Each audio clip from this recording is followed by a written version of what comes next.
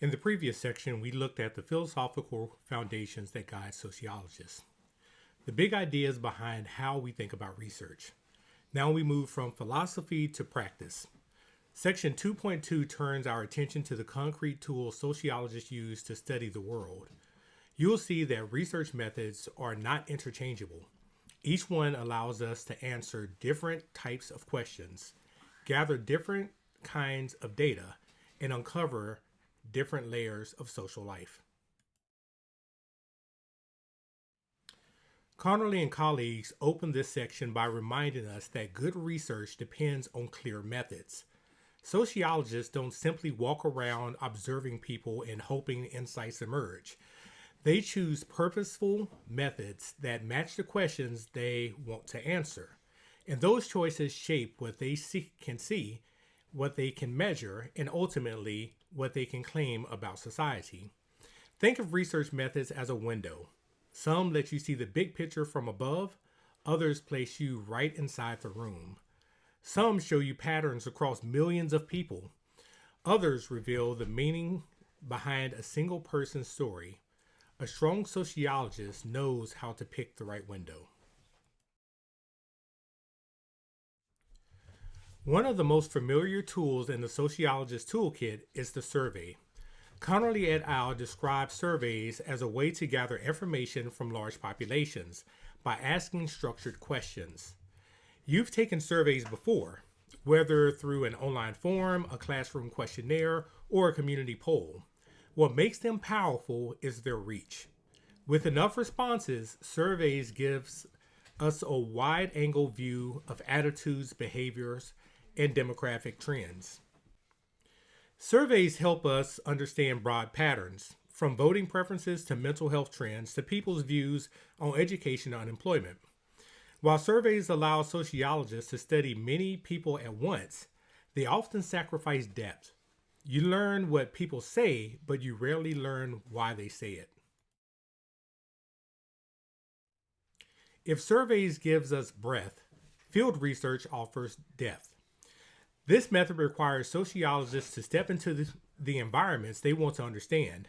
Conerly et al. Outlines several forms of fieldwork, but they all share a common commitment: observing social life as it naturally unfolds. Sometimes this involves full immersion, where the researcher becomes part of the group, participating in daily activities to gain an insider perspective. Other times, it means spending extended hours observing from the margins, taking detailed notes, and conducting conversations with participants.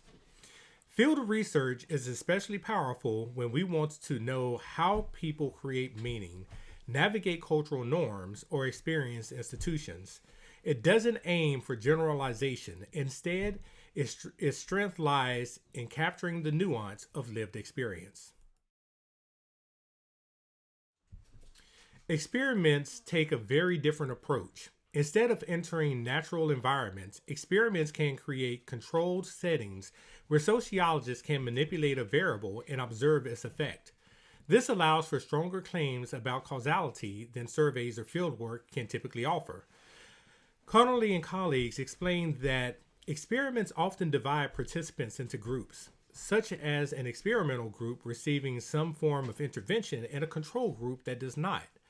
While this method is less common in sociology than in natural sciences, it becomes especially useful when studying group behavior, bias, or decision-making processes. But with that control comes a trade-off. Human behavior in a staged environment may not reflect life as it is lived outside the experiment.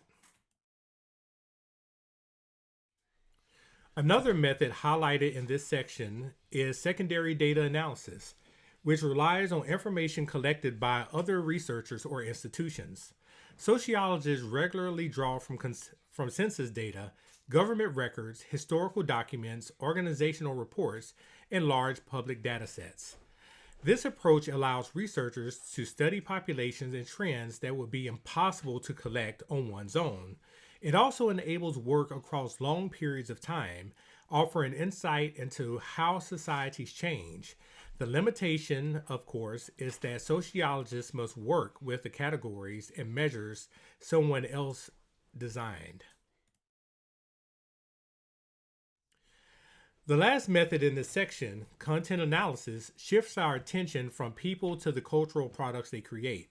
Whether it's news articles, social media posts, music lyrics, advertisements, or political speeches, content analysis helps sociologists understand how ideas circulate, how groups are represented, and how narratives shape our perceptions. This method reveals patterns in language, symbolism, and ideology. What it cannot do, however, is tell us whether audiences actually believe or act upon what they see. It focuses on representation rather than behavior. One of the most important messages in section 2.2 is that research methods are tools, not answers. Each method brings specific strengths and limitations. A method that works beautifully for one research question may be completely inappropriate for another. If you want to know how many people feel a certain way, surveys are ideal. If you want to know why they feel that way, fieldwork may be better. If you want to know whether one factor causes another, experiments offer clarity. If you want to study trends across decades, secondary data gives you reach. If you want to understand how culture communicates meaning, content analysis is your tool. Good sociologists think critically about the fit between method and question.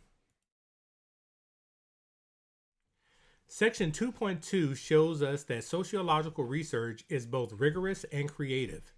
It requires technical skill, careful planning, and an understanding of how different types of evidence shape our conclusions.